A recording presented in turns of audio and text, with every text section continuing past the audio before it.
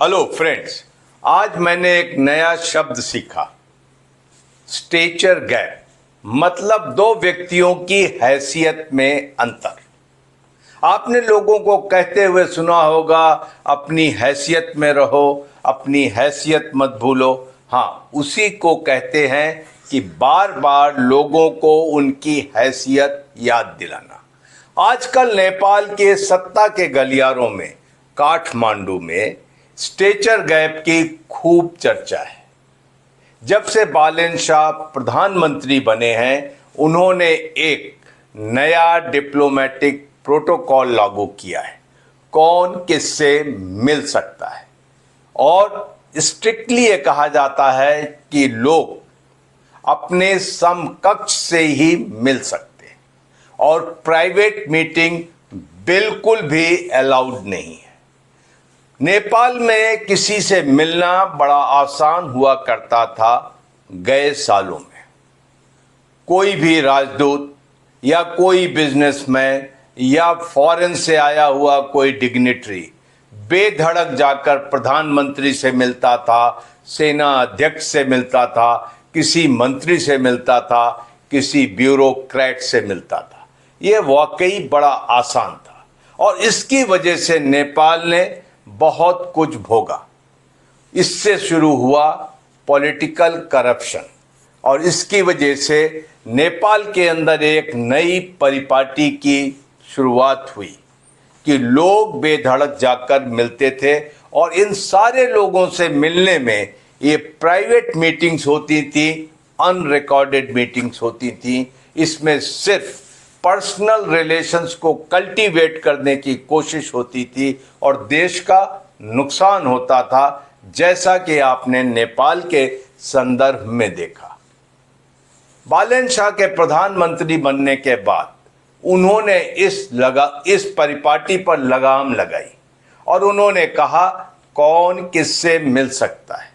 Private meetings हरगिज नहीं होगी, हर मीटिंग रिकॉर्डेड होगी, और उस पर वो कायम दिखते हैं। अभी हाल में सर्गियो गोर, जो कि अमेरिका के भारत में राजदूत हैं और प्रेसिडेंट ट्रंप के स्पेशल एनवॉय हैं साउथ एशिया और सेंट्रल एशिया के, उन्होंने काठमांडू की यात्रा की और बालेन शाह से मिलने की इच्छा जाहिर की, और बालेन शाह उनसे नहीं मिले। जी हाँ, बालेन शाह ने सर्गियो गोर से मिलने से इनकार कर दिया, और उसके बाद कहा जा रहा है कि बालेन शाह ने शायद चीन की कहने पर या चीन के इशारे पर सर्गियो गोर से मिलने से इनकार कर दिया। बहरहाल सर्गियो गोर बालेन शाह को बिना मिले लौट आए। लेकिन काठमांडू की सड़कों पर एक चर्चा और आम है कि बालेन शाह ने सर्गियो गोर से गुप्त तरीके से मुलाकात की थी। खैर, बहुत जल्दी ये स्वाद भारत की डिप्लोमेसी ने भी चखा। आपको याद होगा कि बालेन शाह के प्रधानमंत्री बनने के बाद भारत ने उन्हें दिल्ली की यात्रा का, भारत की यात्रा का निमंत्रण दिया, और उन्होंने इसे स्वीकार भी कर लिया।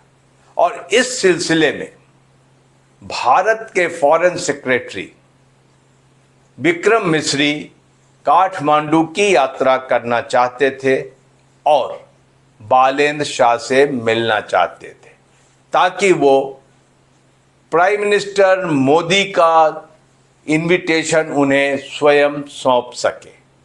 लेकिन बालेन शाह वहां भी नहीं मिले, और जिसके फलस्वरूप विक्रम मिस्री की यात्रा, नेपाल यात्रा अनिश्चित काल के लिए टाल दी गई।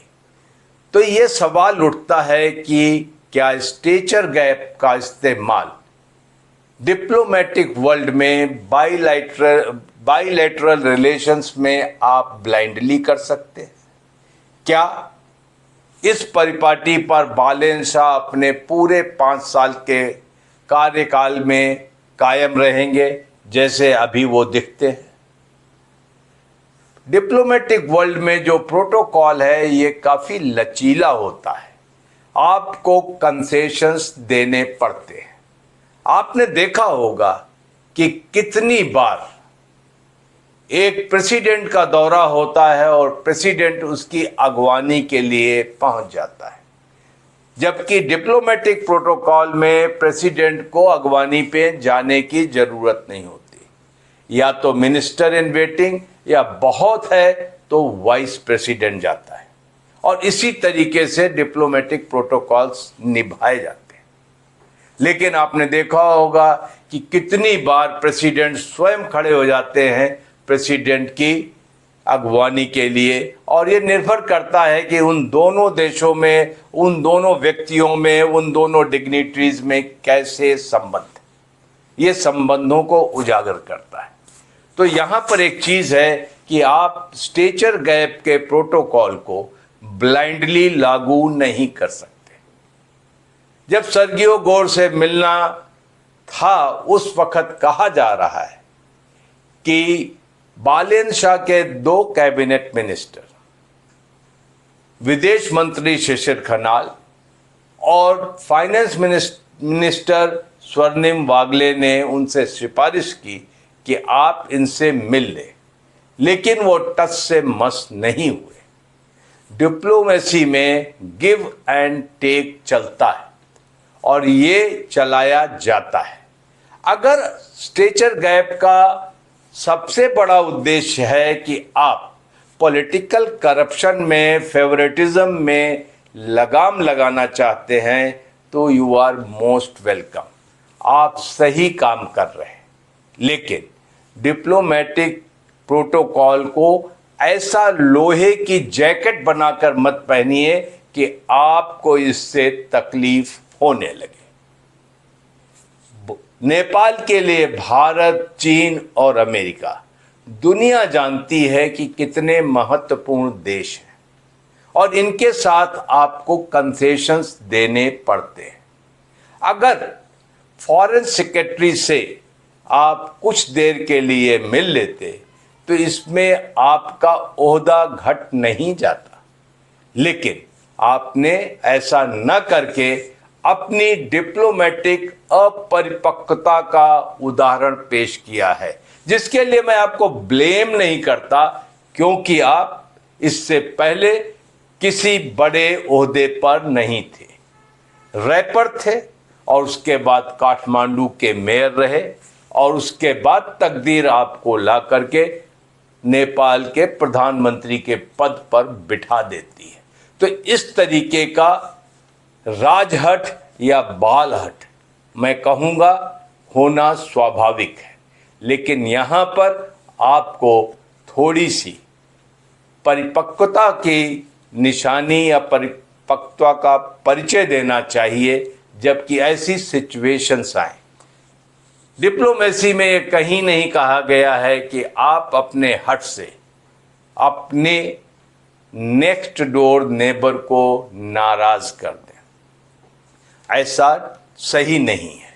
और खास करके जबकि ग्लोबल इकोनॉमी का दौर है और हर वो देश एक दूसरे पर निर्भर है, जबकि दुनिया में इतना बड़ा संकट मंडरा रहा है।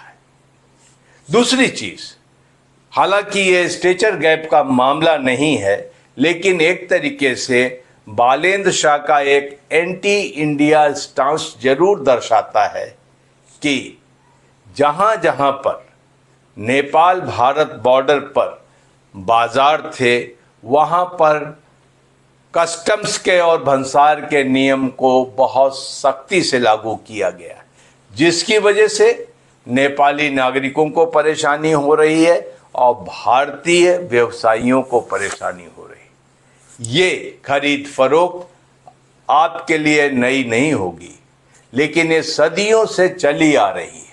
ये चीज़ हमने भूटान में भी देखी है। भारत भूटान के सीमावर्ती इलाकों में ट्रेड होता है, भारत बांग्लादेश के बीच में ट्रेड होता है। तो इस चीज़ को लगाम लगा करके आप इसमें बहुत कुछ हासिल नहीं कर सकते। जी हाँ, जनता का विरोध जरूर कमा सकते।